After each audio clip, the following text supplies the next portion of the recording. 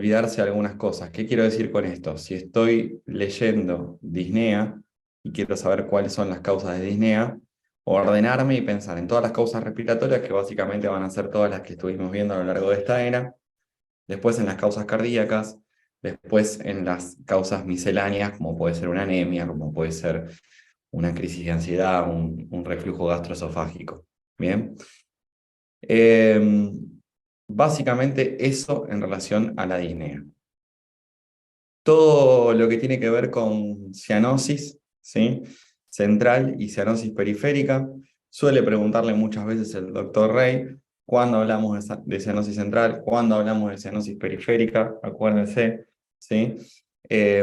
Acuérdense cuál es la que afecta y provoca mayormente poliglobulia y acropaquia. Acuérdense que la cianosis de causa central debe mejorar cuando se le administra oxígeno.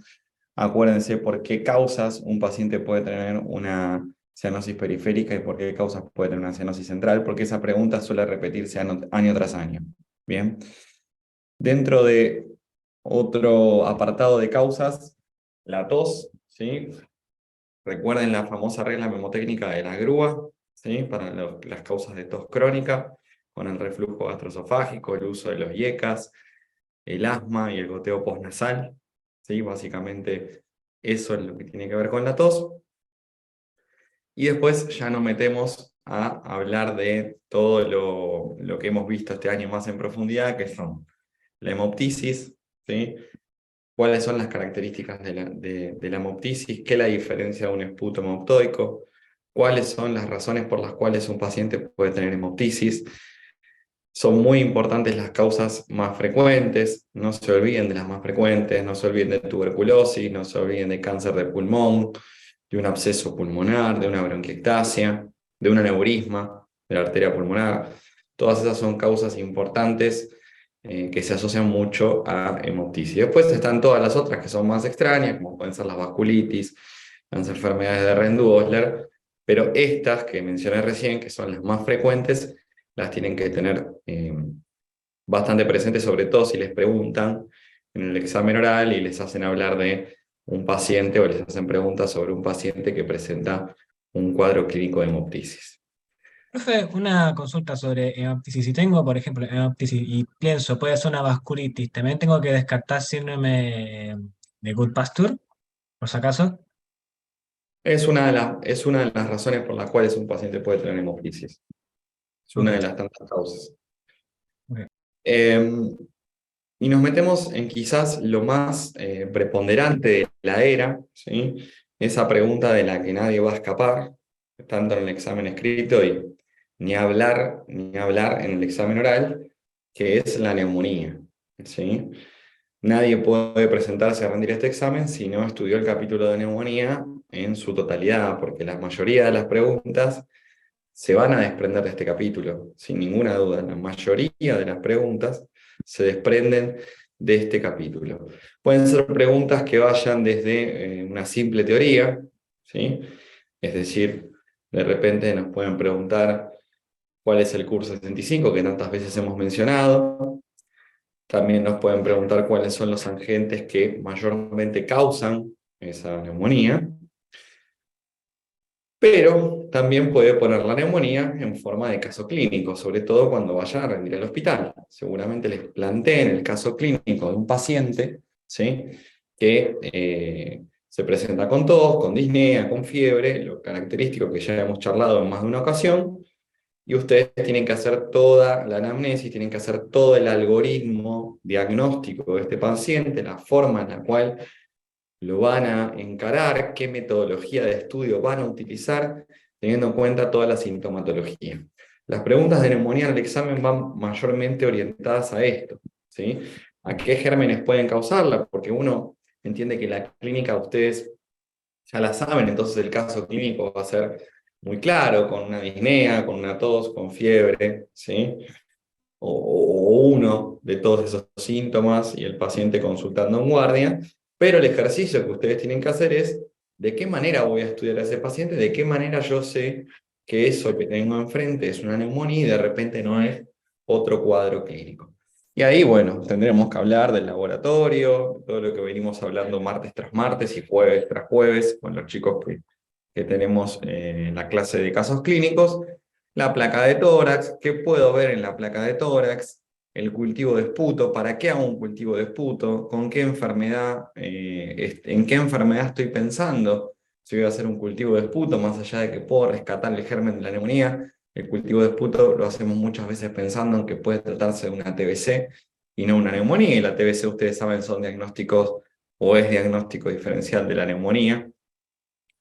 Piensen también en esos diagnósticos diferenciales que tenemos frente a nosotros cuando de repente nos plantean un paciente tan característico como este que yo les dije recién, que uno piensa que puede tratarse de una neumonía. La gran pregunta que siempre hacen, ¿tengo que saber los antibióticos? Y sí, deberían saber los antibióticos, deberían aprender aunque sea un esquema terapéutico para una neumonía que van a tratar en el ámbito hospitalario, en un paciente que lo van a internar. Puede ser el esquema que a ustedes más les guste: ceftriaxona, claritromicina, piperacina, tazobactam, ampicilina, sulbactam con claritromicina, el que más les guste. Pero un esquema bien combinado tienen que aprender y tienen que estar bien combinados, ¿sí? No me pueden contestar un esquema con dos cefalosparinas, o un esquema con dos macrólidos, ¿bien? O un esquema con dos quinolonas. Tiene que ser un esquema coherente. Si bien, como les dije en más de una ocasión, valen muchas combinaciones, no hay ninguna combinación que tenga la verdad absoluta, la cosa es que ustedes puedan combinar algo que tenga lógica, ¿sí? Otra pregunta que se desprende de neumonía, y por eso les digo que es algo muy, muy preguntado, son las complicaciones que puede tener un paciente que tiene una neumonía. Y eso lo tienen que tener en la cabeza y tiene que ser una respuesta que salga rápidamente. Acuérdense del derrame pleural, acuérdense del empiema, acuérdense del absceso, de la sepsis, de la insuficiencia respiratoria, del estrés respiratorio. ¿Bien? Hay una pregunta también que suele hacer con bastante frecuencia el doctor Rey, que tiene que ver con las neumonías atípicas, ¿sí? Entonces, de repente pone un caso clínico de una neumonía atípica con una disociación clínico-radiológica y les pregunta, el que avisa no traiciona, se los digo porque esta pregunta está siempre y nunca la contestan, les pregunta cada uno de los gérmenes que puede ocasionar una neumonía atípica, ¿sí? Entonces de repente le pone micoplasma, le pone la clamidia, le pone la legionela, le pone un virus, ¿sí? Y les pide que ustedes coloquen de qué forma o qué tratamiento le van a dar a este paciente que tiene esa neumonía. ¿Bien? Un aspergillus, un Pneumocystis jirovesi. Bueno, por favor, estudien los antibióticos que van a utilizar en cada una de estas neumonías, que como verán, o ya, si ya habrán visto, ya deben estar estudiando, son diferentes a los antibióticos que utilizamos en un paciente que tiene una neumonía típica. ¿Sí? Bien. Otra pregunta muy frecuente y que suelen caer en la trampa, y que hicimos el ejercicio, creo que fue con los chicos del jueves, fue qué neumonía, ¿sí? O qué germen que provoca neumonía voy a pensar yo en un paciente que es inmunosuprimido. Y todos rápidamente escriben y contestan Pneumocystis jirovesi. Pneumocystis jirovesi es un germen que se asocia a la enfermedad del HIV, pero que está lejos de ser el germen más frecuente. El germen más Deberíamos frecuente, decir neumococo, ¿no? exactamente, el más frecuente es el neumococo. Entonces, ojo con lo que contestan. Les ponen el caso clínico de un paciente con síndrome febril, con tos, con disnea, que consulta, que es HIV positivo. Usted sospecha una neumonía. Si tuviera que decir cuál es el germen que más frecuentemente causa este cuadro clínico, usted diría, y ahí todo el mundo pone Pneumocystis jirovesi y la pregunta queda anulada. Usted diría que es un neumococo, a menos que tenga algo característico, que el caso clínico me hable de algo que me haga pensar en un Pneumocystis jirovesi. Por ejemplo, Podría ser un pájaro o una paloma o de No, no, mascota no, no, que tenía el paciente, ¿no? te estás confundiendo con la citacosis. Ah, ok, ok. Estás confundiendo con la Ya. citacosis. Lo que debería decirme el caso clínico para que yo piense que puede ser una hemocitis girovesi es que cuando le hice una placa de tórax, de repente encontré que el paciente tenía un infiltrado intersticial bilateral en alas de mariposa, o que había neumatoceles o bullas quísticas, ¿sí? Y eso me puede hacer pensar en que el paciente sí tiene una neumonía secundaria a una hemocitis girovesi y no una neumonía secundaria a un neumococo. Pero tiene que decirme algo así muy puntual. Creo que en el final de este año estuvo la pregunta, describía la placa de tórax con neumatoceles, y bueno, ustedes tenían que poner el diagnóstico y tenían que poner el tratamiento. Recuerden que el tratamiento de neumocitis es el TMS, el trimetoprima sulfametoxazol, asociado o no a pentamidina. No hace falta que esté asociado siempre a pentamidina, que si el paciente tiene asociado así una insuficiencia respiratoria de tipo 1, es decir, una presión parcial de oxígeno por debajo de 60, se va a ver beneficiado sin ningún tipo de dudas del tratamiento con corticoides. Profe, Profe, A ver, de uno. sim. Como pentamidina, não sei se isso, teres muitos efeitos adversos e na prática se usa muito? Ou tienes que ver se o paciente está necessitando ou não? No, en la práctica no se utiliza demasiado la pentamidina, usamos el TMS, el Bactrim Forte, 800, 160 miligramos, y ese es el tratamiento. Lo importante del neumocistis es tener un estado ácido base del paciente, ¿bien? Que me permita conocer su presión parcial de oxígeno, porque a partir de la presión parcial de oxígeno yo puedo saber si lo voy a ayudar o no con corticoides al paciente, ¿sí? Profe, para saber los tratamientos de sus gérmenes, hay que hacer el cultivo. El tratamiento empírico teria que empezar con alguna cosa antes de saber? ¿Cómo sería la pregunta de nuevo? El tratamiento empírico del imunosuprimido en neumonía. Sí. Antes que yo sepa el germen, ¿cómo que yo trataría? No, tengo que, a ver, muy buena pregunta. Yo la voy a tratar en realidad como una neumonía adquirida de la comunidad, ¿sí?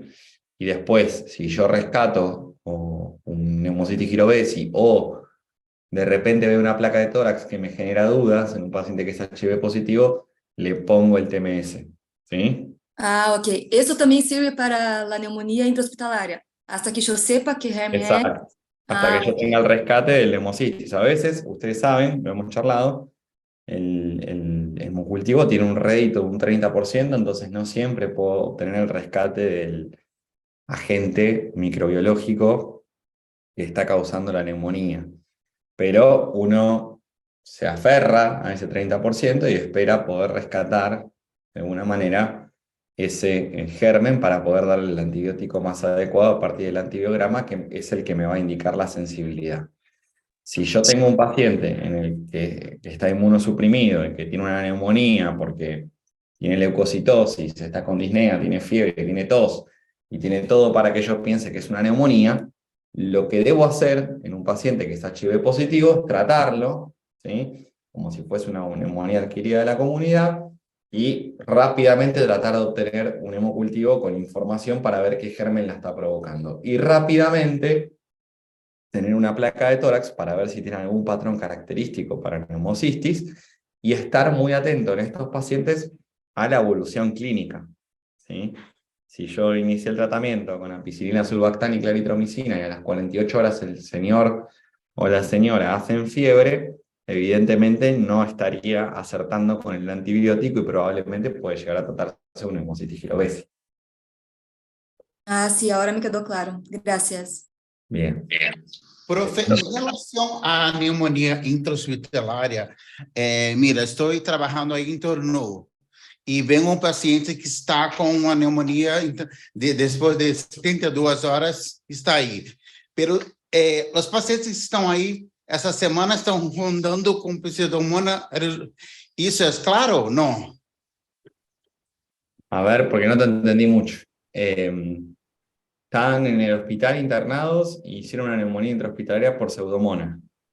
Sim, pero assim, essa semana o hospital fazendo uma pesquisa para saber qual o patógeno está mais frequente para ser uma pneumonia, para ser uma infecção. Não, não é assim? Nós hacemos uma pesquisa?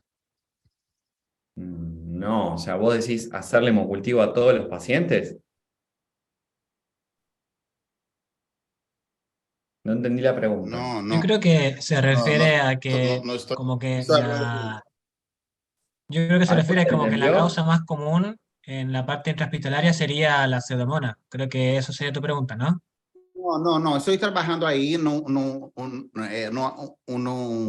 UTI e aí tens mais pseudomonas. Pode ter outras, sim, pode ser diferente. Então, não tem mais isso, em Rivadavia tem mais isso. Ah, ok. Si hay un agente causal que es más característico de un hospital, otro de otro hospital. Sim. Por isso, empiezo a tratar, acá tem mais pseudomonas, allá tem mais... Ya te entendí. Sí. A ver, no es que acá en el Tornú hay un germen y ese germen siempre se repite y acá en el Fernández hay otro germen y siempre se repite, ¿sí? Eso no es así. No es que hay un germen característico de la UTI de el Álvarez y un germen característico de la UTI del Santoyani. Eso no es así. Ahora, si yo tengo un paciente que se infecta, que comienza con un cuadro de neumonía intrahospitalaria, y en el cultivo de él rescatan una Pseudomonas aeruginosa o una Cinetobacter baumannii o el germen que sea, van a descubrir gérmenes a lo largo de su vida médica que en su vida los escucharon y les puedo asegurar que siempre va a aparecer uno nuevo. Yo puedo presumir que si el paciente que está en la misma sala comienza con un cuadro respiratorio, una neumonía intrahospitalaria, y aquel fue sensible a piperacilina tazobactam, este debería ser sensible a piperacilina tazobactam. Pero de todos modos lo voy a hemocultivar y voy a esperar su antibiograma, y puede ocurrir que en una cama haya un paciente infectado por una pseudomonas y en la otra cama haya un paciente infectado por una Klebsiella. Eso puede ocurrir perfectamente. ¿Sí? ¿Se entendió? ¿Respondí tu pregunta? Sim, claro. ¿Sí? ¿Seguro? Sim, estava tentando falar para pensar um tratamento.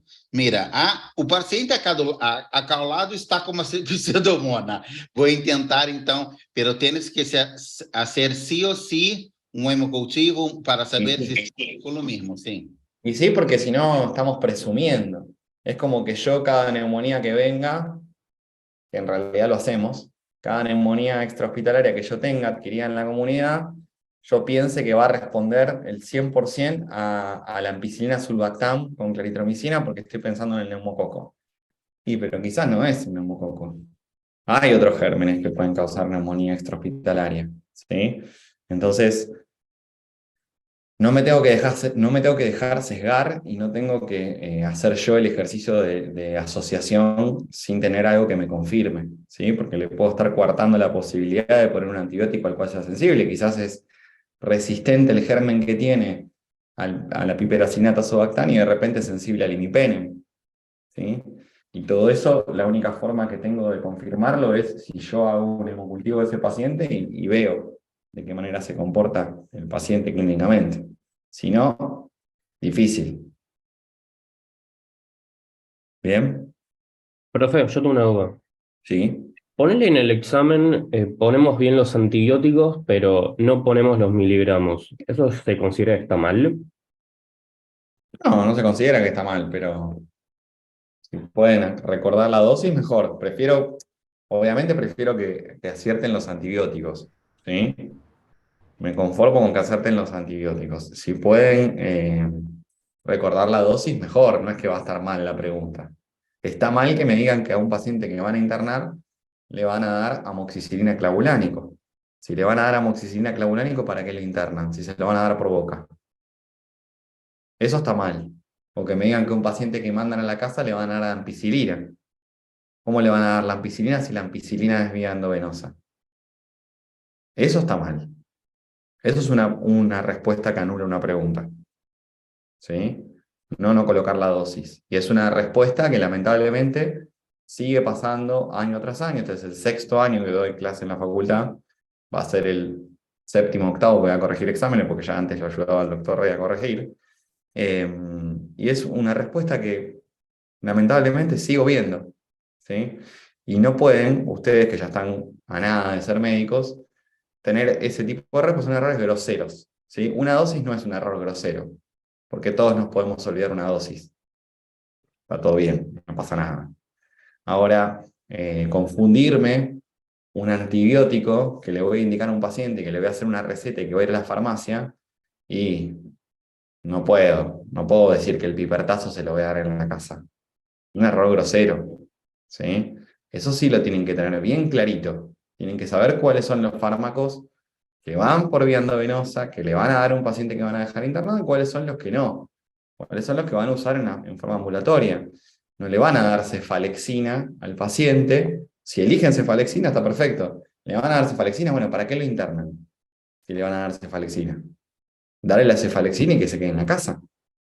Ahora, si le van a dar ceftriaxona, no lo manden a la casa. Porque ¿cómo se va a aplicar la ceftriaxona? ¿Cómo la va a recibir? ¿Sí? Entonces, coherencia en su cabeza, coherencia a la hora de escribir un tratamiento, ¿sí? Piensen lo que ponen y sean consecuentes con su conducta. Hicieron un curso 65, les dio para que el paciente esté internado, hacen todo lo que tienen que hacer con un paciente que esté internado. Lo tienen que hemocultivar, le tienen que hacer un estado ácido base y tienen que tratarlo con antibióticos.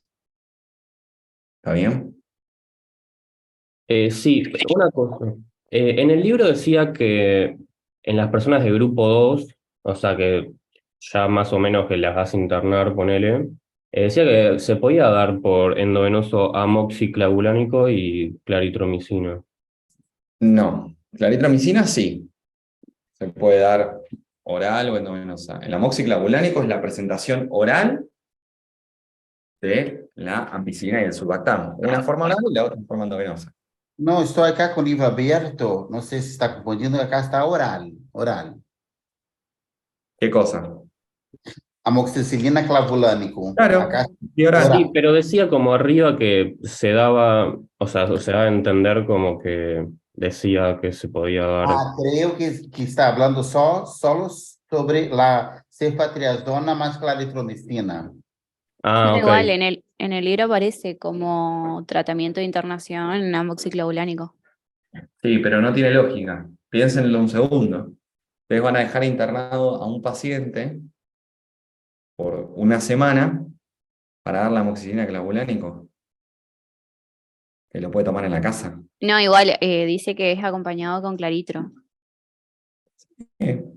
La realidad es que si yo voy a internar al paciente, le voy a poner una vía, le voy a pasar la claritromicina, le voy a dar ampicilina sulbactam. Sí, le pueden dar amoxiclavulánico, no es algo que no está mal, pero no tiene sustento, digamos, Tiene sustento racional. clínico, por así decirlo. No, su clínico lo tiene, porque la droga va a hacer su efecto igual, si estoy pensando en un neumococo. Lo que yo digo es que no es o sea, eso no me puede tener un paciente internado, ¿sí? No me puedo ocupar una cama de un hospital, un paciente que tengo con amoxiclavulánico, ¿sí? Mejor guardo la cama para alguien que vaya a necesitar tratamiento antibiótico endovenoso, ¿sí? La Claro, ponen como una opción, pero no es práctico en la vida. No es lo que van a hacer en el hospital. Es una opción, pero no es lo que van a hacer. No van a encontrar gente en el hospital tomando amoxiclavulánico, ¿sí? Ahora, ¿la droga sirve para un neumococo? Claro que sirve para un neumococo. De hecho, la usamos cuando el curso 65 da 0 y el paciente lo manda a la casa. Es lo primero que usamos. Pero, si lo voy a dejar internado, y no tiene mucho sentido. Prefiero poner una vía y pasar el antibiótico endovenoso y ya está. Profe, hablando en la práctica, usted, ¿prescribe amoxicilina solo o siempre con clavulana? En forma ambulatoria, Sí. si es una neumonía, yo les diría que siempre con clavulánico, porque en el último tiempo la amoxicilina sola ha generado mucha resistencia. Ah, sí, porque acá primero tiene solo amoxicilina y también tengo otra duda, porque aquí grupo 1 que no se hace internación, tiene ceftriaxona 1 gramo cada 12 horas intramuscular. ¿Eso puede hacer en casa? Sí, ¿Sí? sí, se puede hacer intramuscular, se puede hacer Ceftriaxona. La amoxicilina sola, ya estamos en una época donde tenemos mucha resistencia antibiótica, lo deben haber visto en microbiología, así que tratamos de asociarlo al clavulánico, sobre todo en cuadros de neumonía. Si es un cuadro de una faringitis, bueno. ¿Está bien?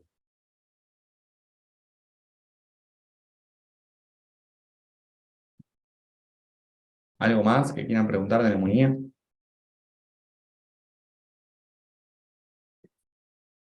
¿No? Hay una pregunta en el chat que es ¿cuál sería el tratamiento de la neumonía gravísima de la comunidad?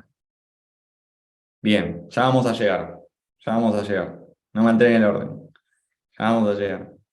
Profe, disculpe, le hago una pregunta. Entonces, en la neumonía típica por neumococo, si el paciente está de alta, le daría amoxicilina clavulánico con claritromicina oral. Exacto, Y si está internado, ampicilina con surlactam endovenoso. exacto. Perfecto. Esas son dos opciones válidas. Bárbaro, gracias. ¿Bien? Bueno. Siguiendo.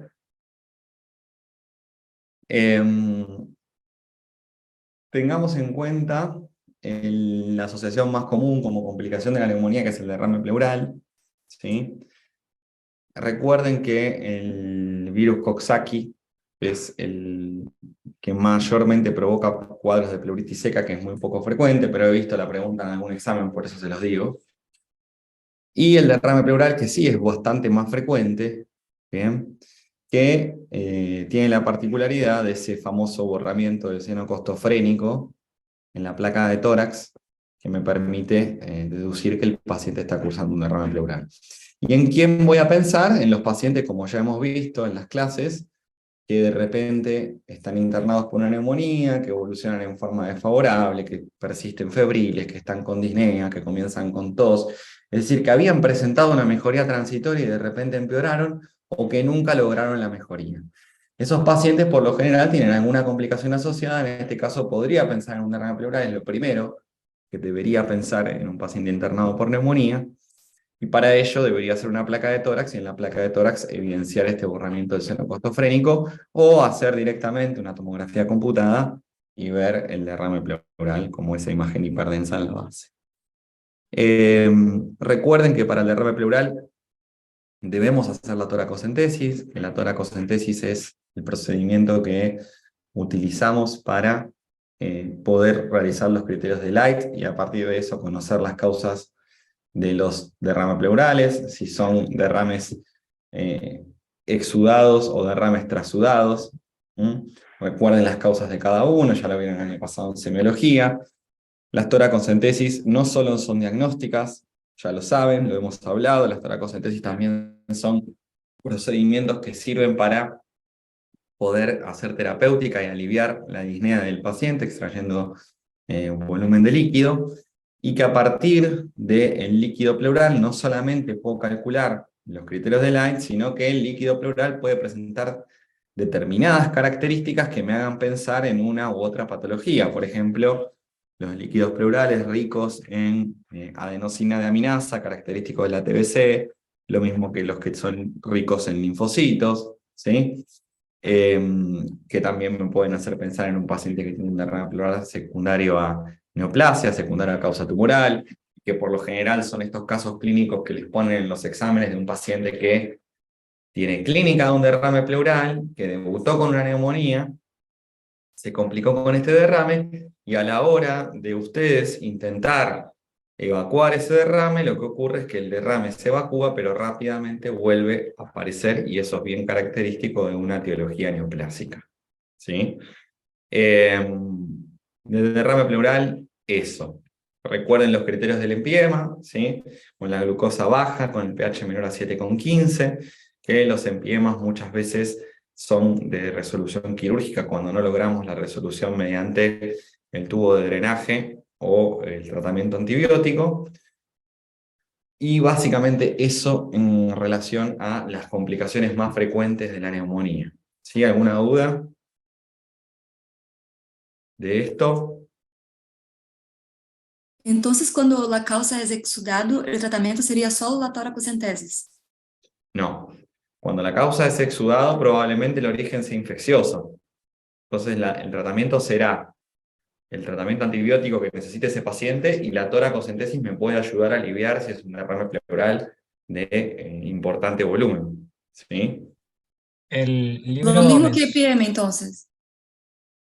Exactamente. Solo que el empiema es un cuadro más severo, ¿sí? Donde el germen permanece más tiempo en ese líquido, está más aferrado, y muchas veces no alcanza con el antibiótico para curar el cuadro clínico, y terminan los pacientes con una evolución tórpida, precisando de un tubo de drenaje y a veces de realizar cirugías, ¿sí? Cirugías que permitan realizar pleurodesis y anular ese espacio pleural donde se acumula el empiema. El libro menciona de que los derrames se drenan de gran tamaño, ¿no? Se drenan no de una, sino se drenan como de a poco. Exactamente. Hay que tratar de evitar la descompresión brusca, ¿sí? Siempre que colocamos un tubo de drenaje, ya sea a nivel pleural o en la vía biliar o en una paracentesis a nivel abdominal, siempre los drenajes son paulatinos, no bruscos. Profe, y si es necesario hacer una punción pleural, igualmente previo también le hago toracocentesis. A ver, ¿por qué le harías la punción pleural? Si el líquido es abundante, por ejemplo, o tiene disnea. Esas no son indicaciones para hacer una punción pleural. No sería porque tú ¿Con qué desconoces el finalidad, cuerpo. con qué finalidad harías una punción pleural? ¿A qué paciente le harías una punción pleural? Que les aclaro, no es un procedimiento muy habitual. Si sospechas de una neoplasia pleural. Exacto. Solo si sospecho que puede haber un mesotelioma, un cáncer de la pleura, ¿sí? Si no, no hago punción pleural por un derrame o un empiema. Trato el derrame y el empiema. Si yo veo que ese líquido es rico en linfocitos, que el paciente tiene una clínica acompañante que me hace pensar en que puede ser un paciente que está cursando una patología neoplásica y que el origen puede estar alojado en la pleura, en ese caso sí justificaría que yo le haga una punción pleural. Si no, no. ¿Está bien? Genial, gracias. Profe, se tengo uma pneumonia que não está se quedando melhor e tenho que buscar algum patógeno que não é tão abundante e ter derrame pleural muito significativo, também pode ser para ver? Ou esputo é melhor, ou lavado broncoalveolar é melhor? Não.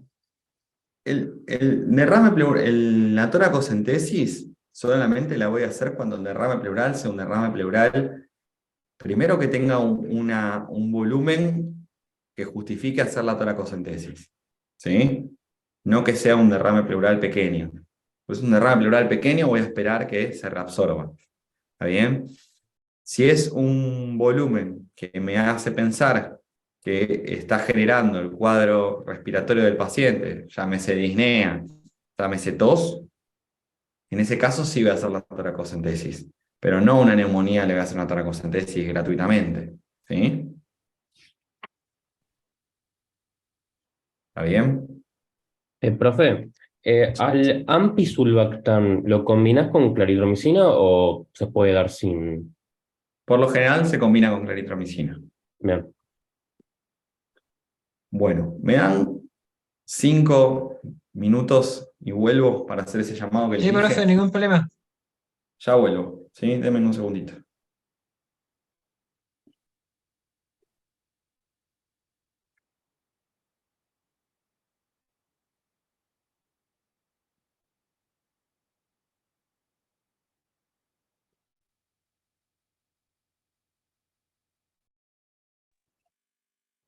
Werner, diga-me, por favor, 8 causas de estresse respiratório do adulto. Me escutas?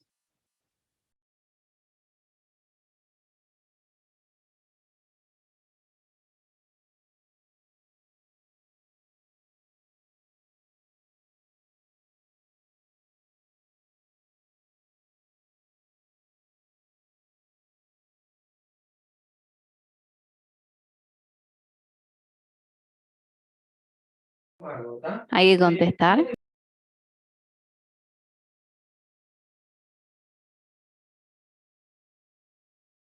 Chicos, él dijo que el primer tratamiento para neumonía de la comunidad sería amoxicilina clavulânico con ¿qué más? ¿Asociado a qué? Creo que Sophie contestó alguna cosa así. Claritromicina. Gracias.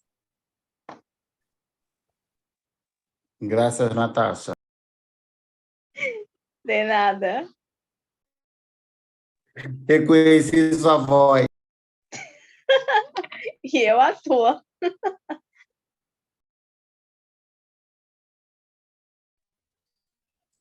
Natasha, aproveito para perguntar. 8 causas de estresse do adulto. Fala agora.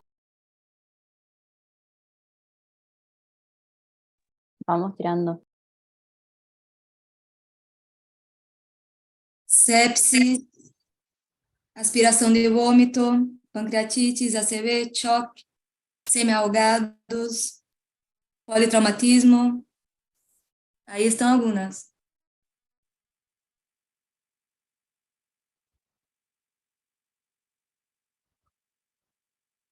Sim, muito bem. ¿Qué me perdí, cabrón?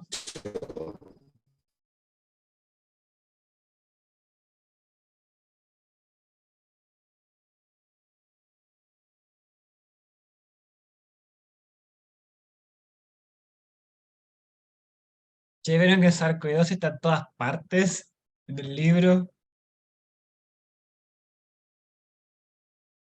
Sí. Causa de síndrome cavitario, sarcoidosis. Causa de esto, sarcoidosis. Está en todas partes la wea. Llego a soñar con sarcoidosis, güey.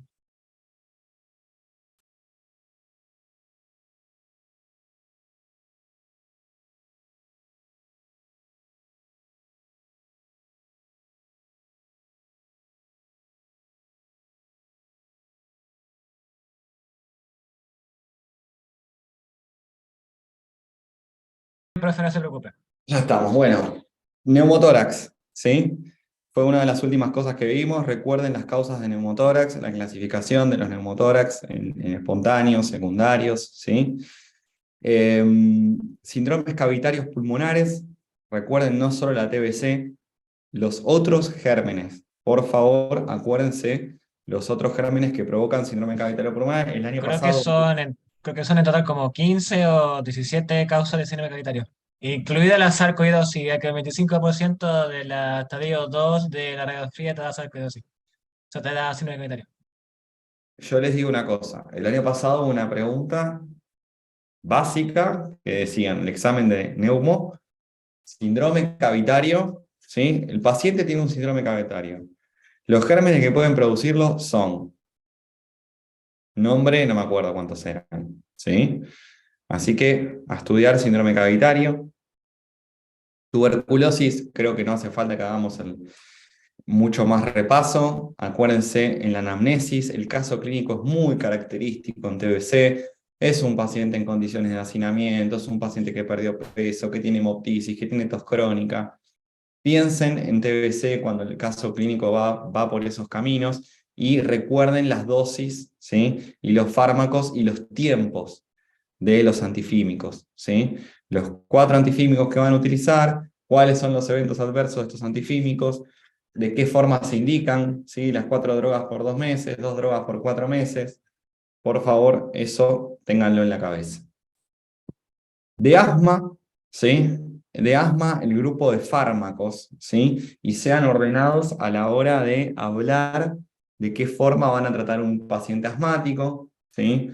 De qué manera van a comenzar a tratar al paciente, de qué forma pueden escalar el tratamiento con las diferentes drogas hasta llegar a drogas de segunda línea, como pueden ser los antileucotrienos, ¿sí? O los anticolinérgicos. Estudien, lo vuelvo a repetir, los grupos de fármacos del asma. En neumo no tienen muchas drogas para estudiar, en cardio van a tener muchísimas, acá no. Así que estudien las del asma, porque se les va a preguntar, alguna de las familias de drogas les va a preguntar cuál es el mecanismo de acción y cuáles son los eventos adversos. ¿Qué causas? Tenemos, Profe, sí, en asma, si por ejemplo yo estudio de otra guía más actualizada, ¿yo puedo poner lo que dice esa guía si me preguntan tratamiento de asma? los ¿O eventos depende? adversos son los mismos, los fármacos son los mismos, así que pueden utilizarlos sin ningún problema. Ok, perfecto, gracias. En, en cuanto a... Profe, em relação a anticorpos monoclonais, tenho que saber quantos, mais ou menos? No, Quatro? el más utilizado, el omalizumab. Ok, Los gracias.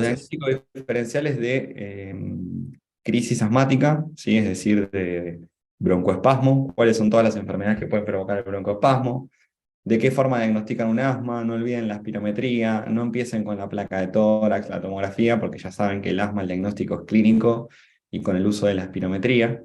Así que, Profe, una eviten. consulta. Para asma y ejercicio, ¿se utiliza la misma medicación de asma de consultorio o usamos alguna otra? Se suele utilizar más el cromoglicato disódico, pero pueden usar otras medicaciones, pueden usar también el salbutamol. ¿Sí? Dale, gracias. El paciente con EPOC, ¿de qué manera lo diagnostican? No olviden la espirometría, no olviden los hallazgos característicos de la placa de tórax del paciente que tiene EPOC, que es bastante típica, ¿sí? Las complicaciones del paciente EPOC, el enfisema, la poliglobulia, la insuficiencia cardíaca derecha, el neumotórax, el cáncer de pulmón, que están mucho más predispuestos a hacer cáncer de pulmón. ¿Por qué causas un paciente puede tener bronquiectasias? ¿Sí? Todos los síndromes paraneoplásicos del cáncer de pulmón, que ya hemos charlado bastante en la clase de cáncer de pulmón. Del capítulo de cáncer de pulmón tienen que aprender los síndromes paraneoplásicos y las manifestaciones clínicas. ¿Sí? No pierdan demasiado el tiempo con el tratamiento, porque ya saben que no se los vamos a preguntar. El diagnóstico es bastante sugestivo, ¿sí? La imagen en la placa, así que tampoco tienen que ponerse demasiado con esto, ¿sí? Y la biopsia, por supuesto, en la imagen que ustedes observen, pero sí los síndromes paraneoplásicos y sí los síntomas que provoca de acuerdo al área que afecta. El año pasado preguntó también cuáles eran los tipos histológicos, así que no olviden mencionar los tipos histológicos, de células pequeñas, de células grandes, ¿sí?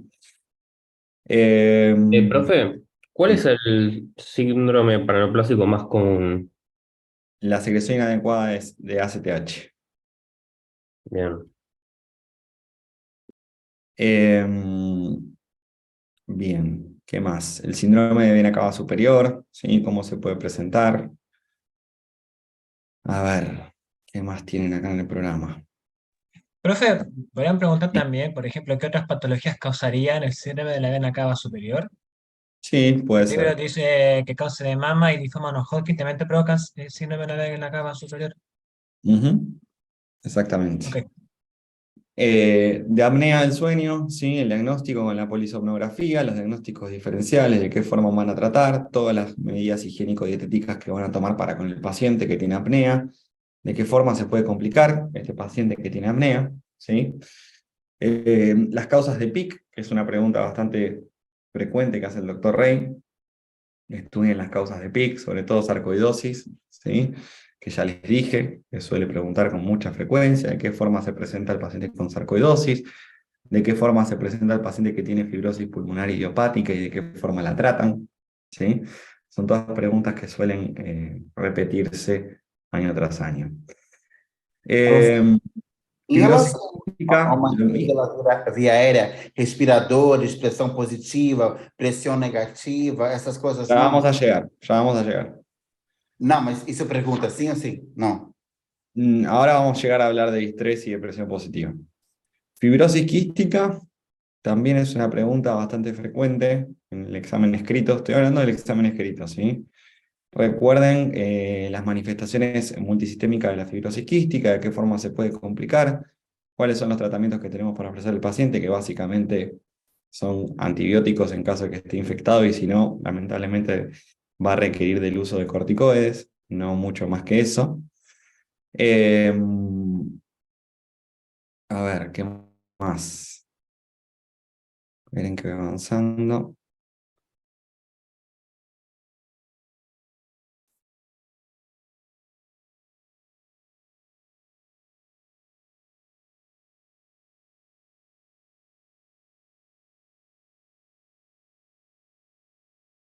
A ver, insuficiencia respiratoria aguda, que fue la última clase que tuvimos. Poder definir cuándo tienen una insuficiencia respiratoria de tipo 1 y cuándo tienen una de tipo 2. Bien. ¿Cuáles son las causas? Como les dije la semana pasada, estudien las causas separadas, estudien por un lado los trastornos de la placa, por otro lado los trastornos a nivel del sistema nervioso periférico, por otro lado las traumáticas, las de causa medular, las de causa respiratoria, las de causa cardíaca, ¿sí? Así van a poder llegar a reunir bastantes causas, que es lo que más les suele preguntar el doctor Rey en el examen cuando hablan de insuficiencia respiratoria, y no les pide 10, les pide como 20 causas, ¿sí? De insuficiencia respiratoria aguda yo les diría que básicamente las causas y no más que eso, y que puedan definir cuando hablamos de tipo 1 o cuando hablamos de tipo 2, para eso deberán aprender los valores de cortes de la PO2 y de la PCO2, porque si no, no van a poder saber de qué les está hablando. Cuando hablamos de neumonía gravísima de la comunidad, que antes me lo habían preguntado, el tratamiento siempre tiene que incluir una cefalosporina de tercera o cuarta generación, un macrólido, puede ser la claritromicina, y una quinolona, que puede ser la levofloxacina, ¿sí? Esos 3 fármacos tienen que estar combinados para tratar una neumonía gravísima de la comunidad, que por lo general el germen que mayormente causa la neumonía gravísima de la comunidad es la pseudomonas o el estafilococo, ¿sí? Y es una pregunta que a veces suele aparecer en los exámenes, y me imagino que por eso me lo están preguntando. En cuanto a la crisis asmática ya hemos hablado. Recuerden los pasos de seguimiento del paciente que consulta por una crisis asmática. Empiecen por lo primero, empiecen por las nebulizaciones, empiecen por el PAF, empiecen por los corticoides inhalatorios, después lleguen recién a todas las segundas líneas con sulfato de magnesio, con adrenalina, con heliox y con todas las cosas que la verdad en la práctica no se usan de forma frecuente. Sí sepan de qué manera se presenta clínicamente un paciente con crisis asmática, que es ese cuadrito que Rey siempre les pone de cianosis, de ausencia de sibilancias, ya cuando estamos en una crisis asmática grave, la diaforesis, la acidosis metabólica láctica, etcétera, etcétera. Profe, si yo me acuerdo de los corticoides inhalatorios, ¿los pongo igual? Sí, por ¿O supuesto. no es necesario? Ok, perfecto. Distrés respiratorio del adulto, los 3 criterios de distrés: la PAF menor a 200, la placa compatible con el edema pulmonar bilateral y la presión capilar pulmonar menor a 18. ¿Por qué un paciente puede estar distresado? Eso también lo vimos la semana pasada. Estudien las causas de distrés respiratorio, qué van a ver en la placa, y ahí sí, si quieren, nos metemos en el tratamiento médico del distrés, donde lo que debería asegurarme yo es una presión positiva al final de la aspiración, una PIP, con un dispositivo para tratar de mejorar el cuadro de estrés del paciente.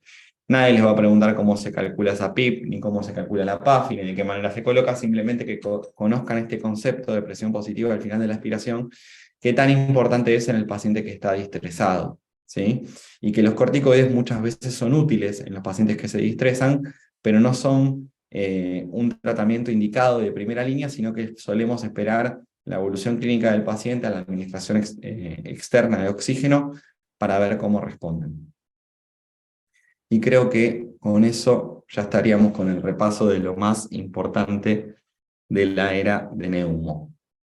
¿Algo más que me quieran preguntar? Profe, ¿el TEP lo preguntarán acá o en cardio? Es una pregunta más de cardiología.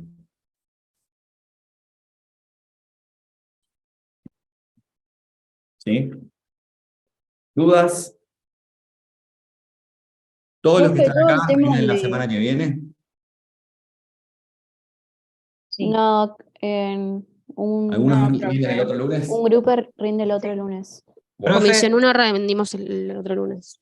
sí, De 1 a básicamente 4. Sí, el lunes 8, profe. bueno. sí, algunos rendimos el lunes 8, pero eso también incluiría el oral, ¿no? Sí.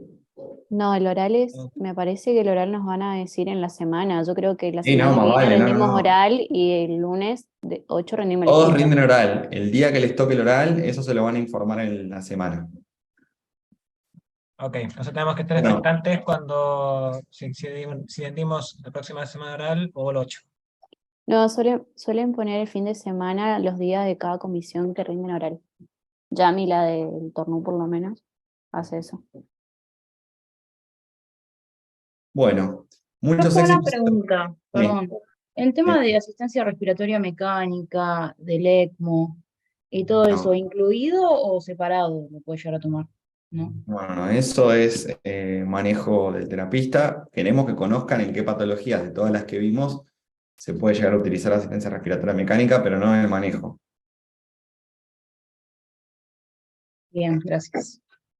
O sea, todo lo que tenemos que hacer sí o sí es lo que nos acaba de decir. Exacto. Básicamente. A ver, todo lo que tienen que saber es lo que está en el libro, ¿sí? Pero lo más importante es lo que vimos hoy. Perfecto, gracias. Bueno, les deseo muchos éxitos a los que no vuelvo a ver antes del examen. Vayan tranquilos, piensen las preguntas, tómense su tiempo, respondan concreto lo que se les pregunta, no se vayan por las nubes, ¿sí? Y éxitos. Gracias, Doc. Muchas gracias. Gracias. Gracias. Gracias. Gracias, profe. Buenas noches.